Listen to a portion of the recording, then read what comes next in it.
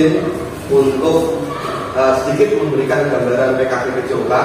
Salah satunya yaitu ini salah satu RTL atau rencana tindak lanjut saya kemarin mengikuti PKG yang temanya disuruh membuat program pengembangan PKG mata pelajaran PJOKA yang terpusat pada Jurit. Sebelumnya kita lakukan permainan dulu, gimana Bapak Ibu biar semangat. Permainannya yaitu saya mau ngetes tingkat berhitung Bapak Ibu. Nanti kita berpasangan, kita bikin kayak pertandingan aja. Nanti yang menang langsung maju sampai final. Nanti yang terakhir final saya ada sedikit bingkisan, ya sedikit bingkisan nanti saya ambilkan untuk yang juara pertama. Nanti berpasangan, Bapak Ibu berpasangan. Salah satu tangan di belakang. Nanti kalau saya udah ngaba-ngaba, ya Bapak Ibu sweet antara 1, 2, 3, 4, 5. Kalau Bapak Ibu sweet di 2 jari berarti 2, temennya di angka 3 berarti 2 sama kali 3 6. Nah cepat-cepat 6. Nah siapa dulu? Nanti kita 3 babak ya, 3 babak 3 kali percobaan. Yang menang berarti nanti maju ke tingkat nasional.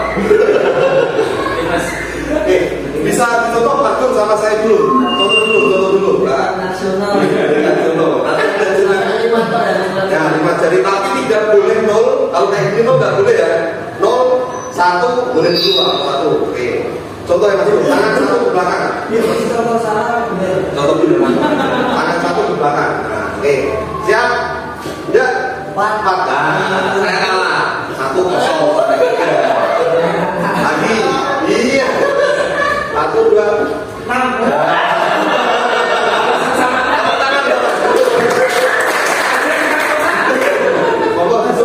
Langsung berpasangan aja, Mas sama Mas Bunda, Diki sama langsung disebut aja nggak apa-apa.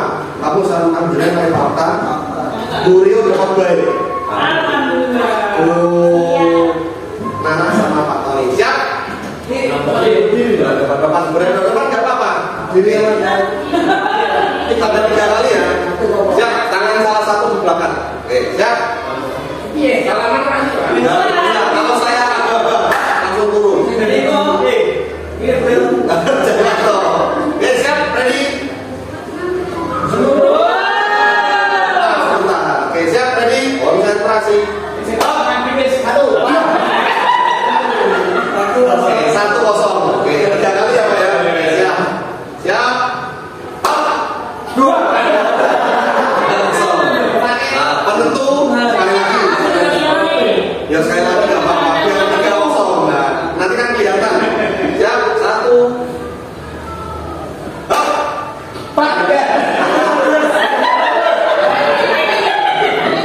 Yang menang itu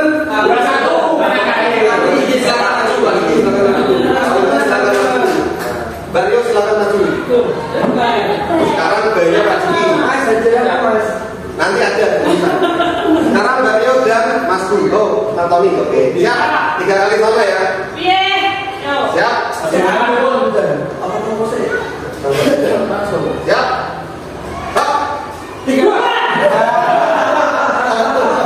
Sekarang tidak boleh angka 1. Susah. Jadi 2, 3, 4, dan 5. Ya. Kalau 1 bisa dihafalkan. Kalau dengan ngasih 1, lihat aja punya temannya.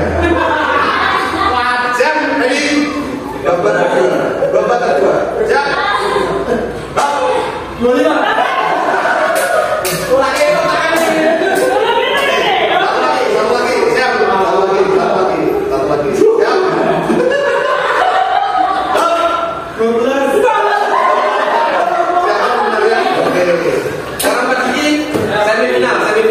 Pak Tony maju ke final. Oke, semifinalnya.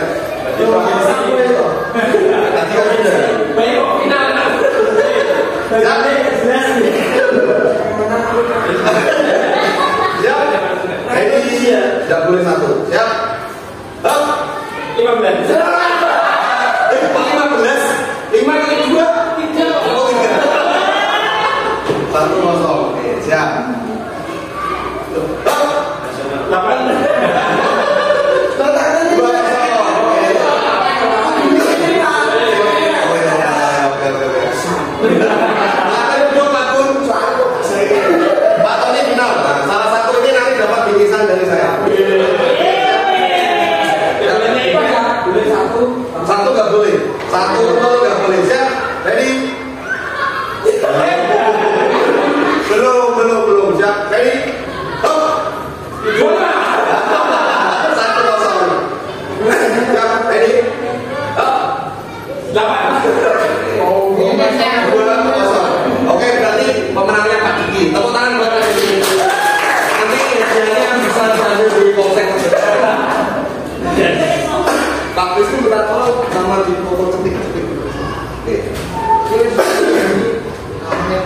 sudah semangat Bapak Ibu sudah siap untuk mendengarkan. Nah, ini ada salah satu program saya, yaitu Sangga atau Sarasehan Permainan Tradisional dan untuk program ini sendiri yaitu saya mengambil olahraga tradisional. Kenapa? Karena sekarang saya prihatin karena anak-anak sekarang itu lebih suka dengan permainan-permainan dengan gadget. Padahal kalau permainan-permainan dengan gadget itu anak-anak tingkat kebugarannya jadi semakin berkurang. Beda sama zaman Bapak Ibu dulu ada permainan contoh layang-layang sambil lari mengejar layang-layangan yang utuh. Itu kan juga secara tidak sadar anak-anak berlari untuk kebugaran juga. Ada permainan sudah manda secara tidak sadar itu juga melakukan dengan motor yaitu lompat-lompat. Nah sekarang terutama di SD saya sendiri itu kebanyakan itu satu gamenya itu game FF tembak-tembakan itu dia cuma separuh gitu main HP hampir 2 jam lebih bisa. Nah di sini saya melancarkan sebuah program yaitu Sangga Sarasehan Permainan Tradisional dan untuk latar belakangnya yaitu seperti ini. Bermain merupakan jiwa anak yang tidak bisa diusahakan di mana sesuai dengan karakteristik murid SD. Kebetulan kita juga mengaku di SD semuanya. Usia 6 sampai 12 tahun, kebanyakan dari mereka cenderung masih suka bermain. Aktivitas bermain selalu berhubungan dengan kesenangan yang membuat potensi untuk membantu meningkatkan kualitas jasmani bagi permainan tradisional. Program ini belajar untuk mengenalkan kembali dan melestarikan permainan tradisional di Indonesia sambil meningkatkan kebugaran fisik. Saya tidak hanya mengajak peserta untuk bermain, tetapi juga memahami nilai-nilai budaya yang ada di permainan tersebut. Kegiatan ini bisa dimulai dengan diskusi antar murid untuk permainan apa saja yang diinginkan. Jadi ini salah satu contoh suara dan pilihan dari murid. Jadi bukan kita yang kamu permainan ini, kamu permainan bukan, tetapi kita memberikan pilihan, tetapi murid yang akan memilih atau suara dari murid. Kemudian kita memfasilitasi bagaimana mereka akan mengemas kegiatan tersebut. Kita hanya sebagai fasilitator dulu. Kamu sebagai wasit seperti kayak gini, mengkoordinir teman-temannya dari juri atau wasit dan sebagainya. Tentunya guru tetap sesekali memberikan pengawasan dan masukan kepada murid tersebut. Mengingat kita di SD kan kadang ada anak-anak yang masih gimana ya, berjalan sendiri agak susah. Mungkin untuk program saya ini kalau untuk SMP SMA ada OSIS, ada istilahnya tarung itu bisa jalan, tapi kalau untuk anak SD kita harus banyak bimbingannya sendiri. Diharapkan dengan memberikan kebebasan kepada murid, ini mereka belajar bertanggung jawab dan berkomitmen yang terbuat bersama guru dan teman-temannya, mendukung pertumbuhan dan perkembangan murid, menerapkan budaya positif, gemar berolahraga. Seperti guru yang terbaru ini, yaitu kita ditugaskan untuk membuat anak itu berolahraga sepanjang hari untuk PP yang terbaru. Nah, tujuannya itu ada 4. Yang pertama budaya, untuk pelestarian budaya, mengedukasi generasi muda tentang permainan tradisional yang ada di daerah kita terutama. Yang kedua yaitu tentang kebugaran fisik, itu pasti. Dan nilai sosial yaitu mengajarkan nilai-nilai seperti gotong royong, sportivitas. Jadi anak-anak belajar untuk sportivitas walaupun jurinya bukan dari untuk rekreasi edukatif juga, kegiatan alternatif kegiatan rekreasi. Jadi tidak perlu kita diajak kemana, kita bikinkan kesehatan saja. Untuk kegiatan utamanya yang pertama yaitu kita perkenalkan ada beberapa macam permainan tradisional. Sesi bermain bersama, ada beberapa emplek, ada balap karung, tarik tambang, bagi batos dan lain sebagainya. Kemudian saat saya kita bisa berkolaborasi dengan guru kita yang lebih senior ataupun yang ilmu budaya yang lebih mendalam, dan juga kita bisa berkolaborasi dengan masyarakat sekitar. Jadi pemandu adat ataupun kalau di sini ada di sini tidaknya biasanya kita bisa melakukan tentang budaya itu. Dan setelah itu kita akan mengadakan lomba dan kompetisi. Saya rencana di sini nanti kelas 6 kita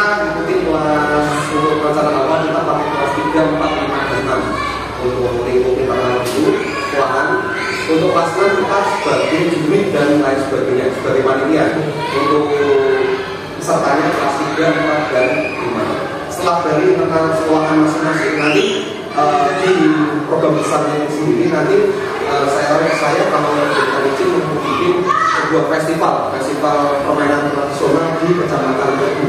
Jadi nanti Bapak Ibu guru bisa menjalankan dulu di sekolahnya masing-masing dan juaranya itu nanti bisa dikirimkan di festival tersebut. Jadi ada tingkat internal dulu secara lingkup kecil, kita pilih yang juaranya siapa, kemudian ada lingkup kecamatan. Karena di permainan tradisional ini kita sudah mulai berkembang, ada jenjangnya sendiri, walaupun belum bisa masuk USN di Bapak Ibu. Ya semoga bisa. Ya, kalau tidak salah, ya, seperti itu. Mungkin kemarin waktu di balik itu ada ya, mungkin dari SD kan ada sepi peminatnya, karena anak-anak juga susah untuk salah satunya untuk kegiatan ini. Nah, untuk strukturnya seperti yang saya jelaskan, kita pakai kelas 4, 5 dan 6. Rencana mungkin kita adakan di akhir semester 1 di kelas meeting. Biasanya kita kelas meeting futsal, voli, tapi kita bisa menggunakan SEM dengan permainan tradisional. Untuk penanggung jawab pasti dari kepala sekolah untuk itu kecil, dan penanggung jawab yang untuk kecamatan nanti ada Pak Somali sebagai kepala. Kapasitas memiliki mungkin di setiap sekolah berbeda-beda ya Bapak Ibu. Kalau di sekolah saya ada modal manusia, masih ada modal fisik. Tidak semua sekolah memiliki fasilitas seperti lapangan yang luas ya. Mungkin bisa memakai lapangan-lapangan dari desa untuk menunjang program tersebut. Ada modal sosial, tentang silaturahmi kolaborasi tadi, modal lingkungan, dan ada modal bos. Mungkin nanti bisa dianggarkan oleh bos mungkin. Tidak bisa ya Pak ya? Mungkin bikin kegiatan apa namanya untuk menunjang siswa lagi. Bisa.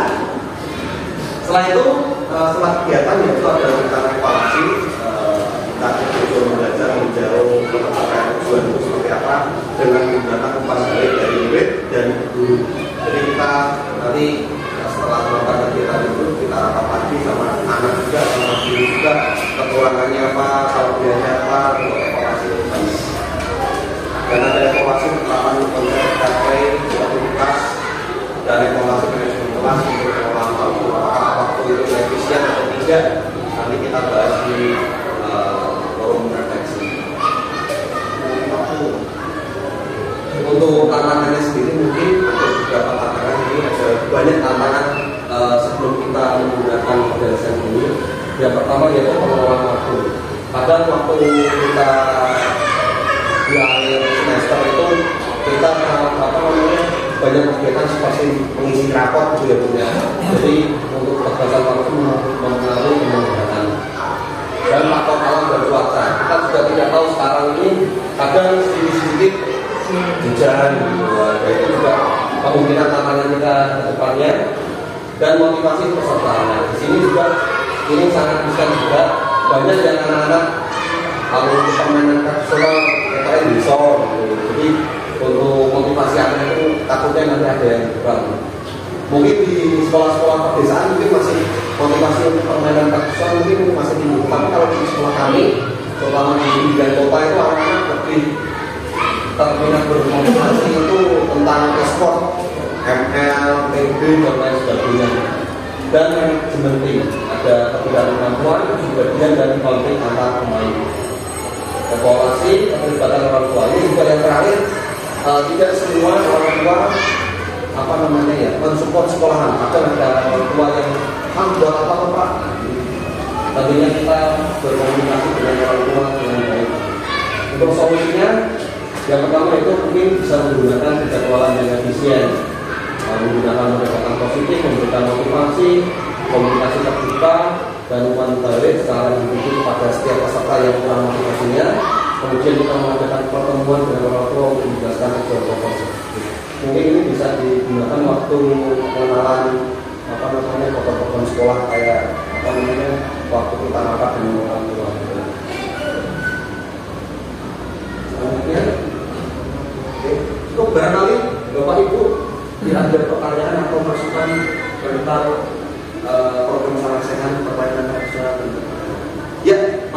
gimana Mas Gun? Saya udah dapat sesi ya Mas ya? Gimana? Udah dapat sesi pertanyaan. Ya, sesi pertanyaan dan sesi terima kasih Mas Angga. Sangat luar biasa ya pemaparan dari Mas Angga. Saya hanya ingin menambahkan tantangan dan solusi tadi ya. Sebenarnya ini bisa dimasukkan di program P5. Ya, bisa.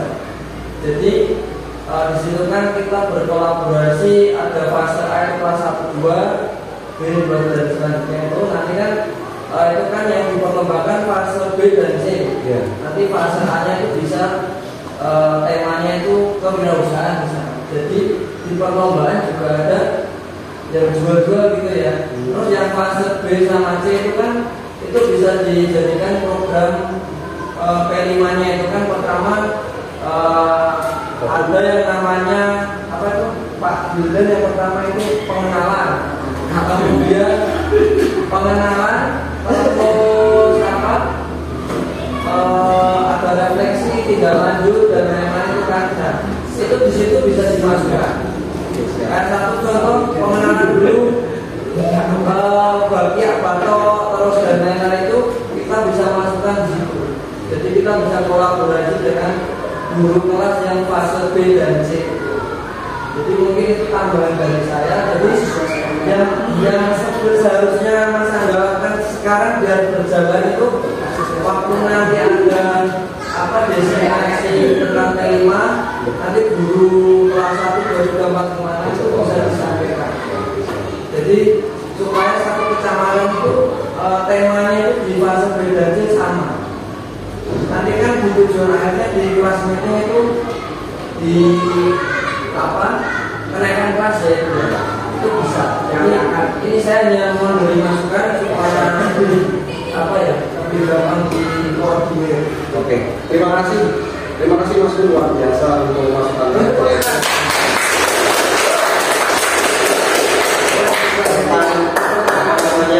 Penambahan program dari mana? Mungkin tesnya benar sekali untuk Mas Gun tentang perusahaan. Coba anak-anak bisa membuat sebuah permainan profesional sendiri. Jadi untuk keberlanjutan. Kemudian kelas 4, 5, dan 6 silakan berkumpul di lapangan untuk mengikuti ekstrakurikuler pramuka. Kelas 4, 5, dan 6 memakai topi, hasduknya juga dipakai. Oke, terima kasih. Mohon maaf ada yang masih seperti ini kendala yang kita hadapi hari juga. Tentang kewirausahaan benar sekali tadi Mas Gun, luar biasa. Contoh kita bisa anak-anak membuat bagian atau itu kan mudah ya Pak ya. Jadi anak-anak nanti bisa menghias bagiannya sendiri, nanti bisa ditampilkan di produk P5-nya ini. Ya, saya masuk dulu Mas. Oh bukan? Fase A itu nanti di sebuah event itu dia nanti yang marketingnya. Fase B dan C itu dia melakukan produknya jajanan. Oh jajanan. Oh. Kalau yang B C itu kan kearifan lokal, bukan perbelanjaan. Iya. B dan C itu kearifan lokal. Bukan.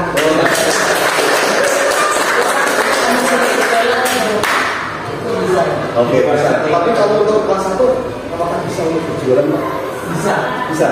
Ya kita nanti kita terus. Jadi itu sebuah event berjalan. Benar. Mungkin jadi dari saya sendiri juga ada masukan nanti Pak. Wirausahaannya tidak hanya apa namanya jajanan, tetapi kita bisa memamerkan produk layangan, mungkin kalau kita bisa dijalankan di skala kecamatan kita itu luar biasa. Semoga P5 itu bisa. Jadi kita olahraga ini tidak hanya diemtok itu Pak. Karena kita P5 cuma untuk kelas top.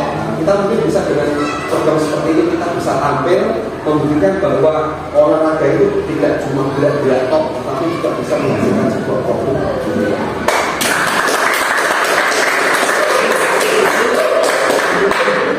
Ada yang lain untuk penambahan? Tadi kita diskusi bersama aja. Pak Ciki gimana? Ada pertanyaan dari Mas gimana Pak? Ya itu kalau saya tanyakan ya, misalkan ada kendala sekolah yang tidak punya sarana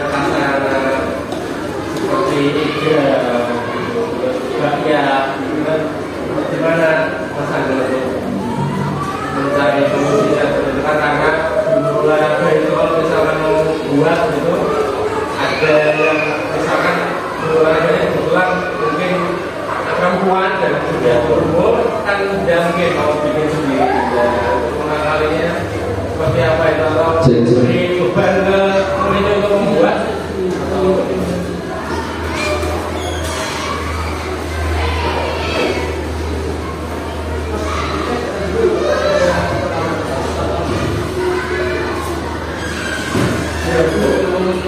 Terima kasih Pak Juni. Tadi satu pertanyaan mungkin dari Bapak Ibu dulu ada pengalaman di sekolah masing-masing untuk mengatasi kendala yang dihadapi Pak Juni. Gimana Pak Juni ada? Kalau saya juga seperti itu Pak. Iya. Jadi anak tuh tanya Pak, exam tuh kayak apa sih Pak? Exam kayak keseimbangan, cuma jawabnya cuma tidak punya alatnya. Jadi saya mau buat tuh kayaknya sulit untuk mencari. Gimana Pak Joko bisa menanggapi atau mungkin ada cara mengatasi masalahnya Pak Juni dan teman-teman yang lain mungkin? Terima kasih Mas. Mungkin dari saya itu bisa kita melibatkan dari keterlibatan orang tua. Mungkin bisa disampaikan ke orang tua apa yang mau kita capai tujuannya. Nah, kalau memang sekolah tidak bisa mengadakan, mungkin dari keterlibatan orang tua bisa misalkan mungkin kalau kelas 1 atau 2 alat itu kan cukup dengan untuk perkenalan. Nanti untuk gantian juga bisa dalam 1 semester mungkin 1, nanti semester lagi semester berikutnya lagi ada lagi mungkin bisa seperti itu. Oke, terima kasih Pak Joko. Berarti dari besarnya kita kolaborasi dengan fakultas ya luar biasa itu seperti yang saya alami di sini. Saya itu kalau ada masalah-masalah tentang dana atau apa kita satu kita tawarkan ke dari Pak Wibannya sendiri. Kalau Wiban sendiri juga ada yang support dana, ada yang support tenaga. Jadi kita saling terbuka aja ke orang tua. Mungkin untuk tambahan dari saya Pak Diki untuk tentang lapangan, mungkin kita bisa kolaborasi juga dengan pemerintah desa. Jadi mungkin setiap di desa itu kan punya aula atau lapangan balai desa, kita bisa maksimalkan untuk kita pakai untuk bersama-sama ya. Semuanya kembali kita cara penyampaian, cara kita menggandeng masyarakat sekitar gitu. Itu tadi ya. Barangkali ada lagi atau ini? Pak Pak. Cukup? Cukup. Terima kasih Bapak. Jadi ada sedikit kata-kata untuk kita semua.